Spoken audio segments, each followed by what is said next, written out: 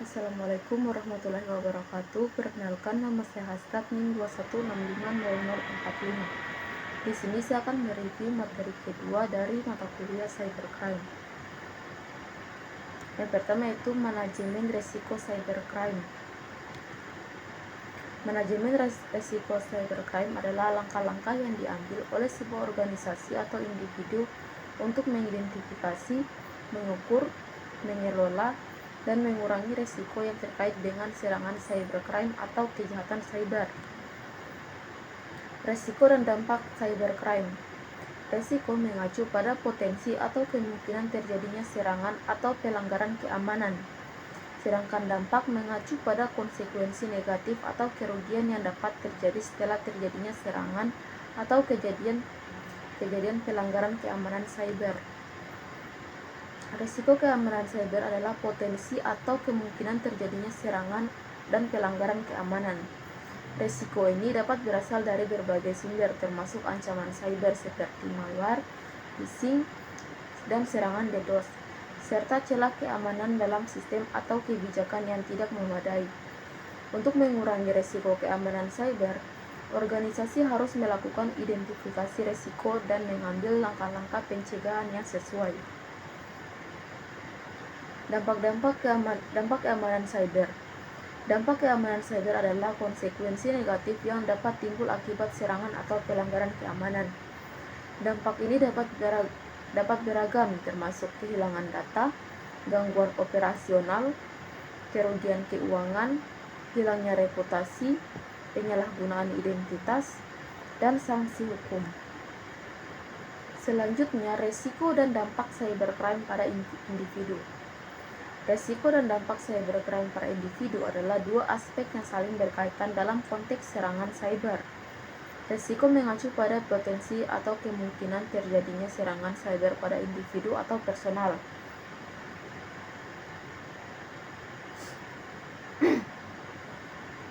Sedangkan dampak adalah konsekuensi yang terjadi pada individu tersebut setelah serangan terjadi.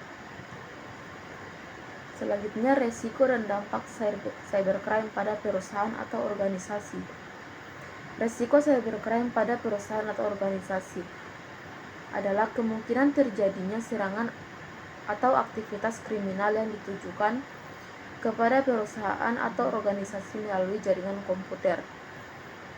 Dampak cybercrime pada perusahaan adalah konsekuensi atau kerugian yang dialami oleh perusahaan atau organisasi setelah terjadinya serangan cybercrime.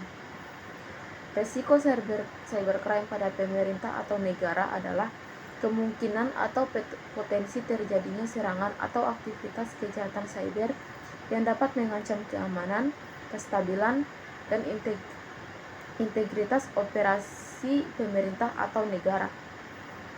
Selanjutnya, dampak cybercrime pada pemerintah atau negara adalah konsekuensi negatif yang timbul setelah terjadinya serangan cyber atau kegiatan kejahatan cyber terhadap pemerintah atau negara. Selanjutnya, langkah-langkah dalam manajemen risiko terhadap cybercrime. Yang pertama itu identifikasi risiko, yang kedua penilaian risiko, yang ketiga pengembangan kebijakan dan prosedur, yang keempat proteksi dan pencegahan, yang kelima deteksi dan tanggapan cepat, yang keenam pengurangan risiko, yang ketujuh pemulihan, yang kedelapan evaluasi dan perbaikan, yang kesembilan kemitraan dan kolaborasi. Selanjutnya saya akan memberikan contoh kasusnya berdasarkan jenis kejahatan cyber pada materi sebelumnya. Berikut adalah contoh kasusnya. Yang pertama yaitu jenis kejahatannya adalah pencurian identitas, di mana kasusnya adalah polisi tangkap pelaku pencurian identitas untuk peminjaman online di Pontianak. Resikonya pemalsuan identitas berupa fotokopi KTP dan foto orang lain.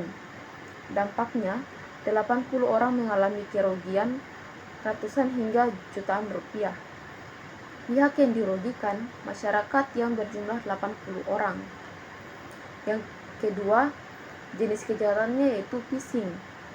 di mana kasusnya yaitu Barreskrim tangkap 13 tersangka penipuan link phishing, korban 493 orang. Resikonya penipuan link phishing serta aplikasi palsu. Dampaknya kasus ini korbannya ada 493 orang dengan kerugian ditaksir mencapai 12 miliar rupiah. Pihak yang dirugikan masyarakat yang berjumlah 493 orang. Kemudian yang ketiga yaitu jenis kejahatannya malware. Contoh kasusnya, BSSN temukan 1,6 miliar serangan cyber sepanjang 2021. Resikonya berupa penyerangan melalui situs web yang mengubah tampilan pelanggaran data. Dampaknya, aduan berupa pengancaman, penipuan, pemerasan, berita bohong, hingga pornografi. Pihak yang dirugikan yaitu para penyelenggara sistem elektronik yang tidak menyelenggarakan secara andal dan serta bertanggung jawab. Kemudian yang keempat jenis kejahatannya yaitu ransomware. Kasusnya BSI diserang ransomware, nasib uang nasabah gimana? Resikonya penguncian akses korban untuk kemudian diminta tebusan. Dampaknya hilangnya reputasi. Pihak yang dirugikan adalah Bank Syariah Indonesia dan seluruh nasabah BSI. Kemudian yang kelima yaitu jenis kejahatannya peretasan. Kasusnya adalah kasus BPJS Kesehatan Mei 2021.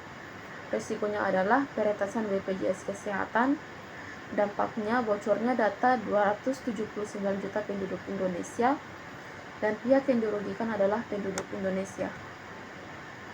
Yang keenam jenis kejahatan yaitu serangan DDoS. Kasusnya serangan DDoS terhadap situs DPR. Resikonya serangan DDoS oleh hacker. Dampaknya rusaknya reputasi dan situs tidak dapat diakses. Dan pihak yang dirugikan adalah Dewan Perwakilan Rakyat atau DPR. Kemudian yang ketujuh yaitu jenis kejahatannya adalah pencurian kekayaan intelektual. Kasusnya, kasus PT Nirwana Arvindo Mahaputra dengan Hairo. Resikonya pencurian suatu karya desain grafis. Dampaknya bisa mengalami kerugian finansial jika karya tersebut dibeli oleh orang lain dengan membayar ke Hairo. Pihak yang dirugikan adalah PT Nirwana Arvindo Mahaputra. Yang kedelapan jenis kejahatannya adalah pemalsuan. Kasusnya adalah kasus pemalsuan dokumen swab tes antigen COVID-19. Resikonya adalah pemalsuan dokumen swab antigen COVID-19. Dampaknya adalah kehilangan reputasi. Dan pihak yang dirugikan adalah Klinik Permata Husada. Yang kesembilan jenis kejahatannya adalah pornografi anak. Kasusnya adalah bongkar kasus konten pornografi sesama jenis anak. Polisi tangkap 2 orang. Resikonya adalah menyebarkan video dan foto asusila anak di bawah umur. Dampaknya adalah anak-anak di bawah umur mengalami trauma. Pihak yang dirugikan adalah anak-anak. Yang ke-10 jenis kejahatannya adalah cyberbullying. Kasusnya adalah cuman karena cerita memalukan tersebar, Ryan Haligan harus menerima ejekan teman-teman di sekolahnya. Risikonya adalah menyebarkan cerita memalukan. Dampaknya adalah Ryan Haligan bunuh diri dan pihak yang dirugikan adalah Ryan Haligan. Kemudian yang ke-11 adalah jenis kejahatannya penyebaran informasi palsu. Contoh kasusnya, kasus hoaks putusan MK masuk penyelidikan. Risikonya adalah menyebarkan informasi palsu putusan MK. Dampaknya adalah rusaknya nama baik atau reputasi. Pihak yang dirugikan adalah Mahkamah Konstitusi atau MK. Kemudian yang ke-12 adalah jenis kejahatannya adalah peretasan email. Kasusnya adalah peretasan raup 58,8 miliar rupiah usai bajak email perusahaan ventilator. Risikonya adalah peretasan surat elektronik. Dampaknya adalah kerugian hingga 58,8 miliar, dan pihak yang dirugikan adalah perusahaan ventilator. Kemudian yang ke-13 jenis kejahatannya yaitu pengintaian. Kasusnya adalah pengkhianatan Chia Aldrich Ames 1980. Resikonya adalah mengkhianati negara pada masa sulit. Dampaknya bocornya informasi negara.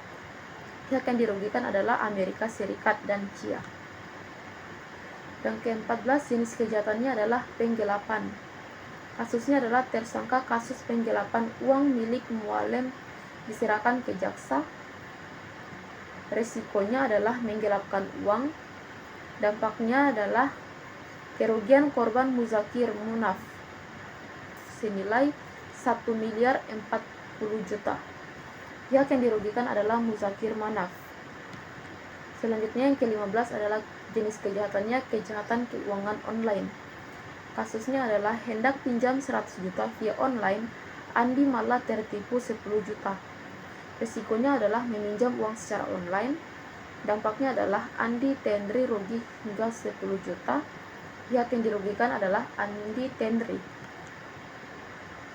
Yang ke-16 jenis kejahatannya adalah pelanggaran privasi.